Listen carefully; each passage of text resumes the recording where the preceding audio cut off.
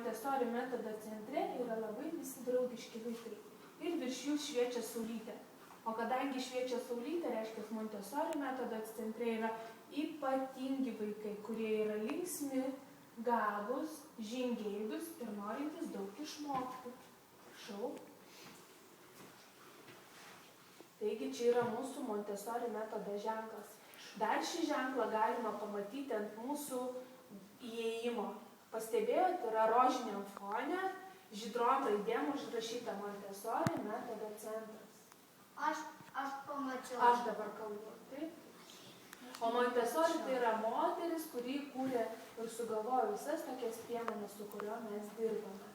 Jos garbė yra pavadintas Montessori metodo centras.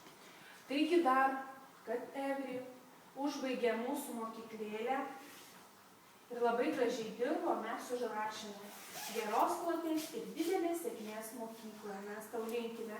Ir taip pat mokytoja Renata užrašė dar angliškai. Angliškai paskaitys Renata. Nemoka skaityti? Nu, galiu paskaityti. Gal suklys, nieko. We writing in English also, so I don't know. Yeah.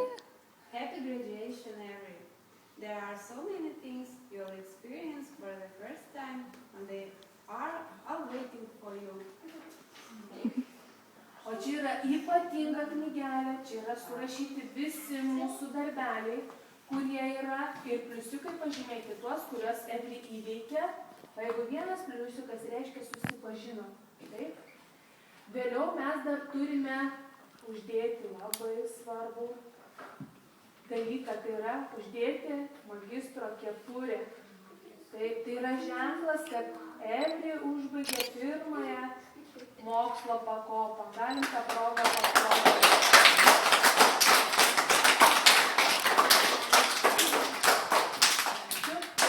Vėlgi mes dar turime pažymėjimą, kuriame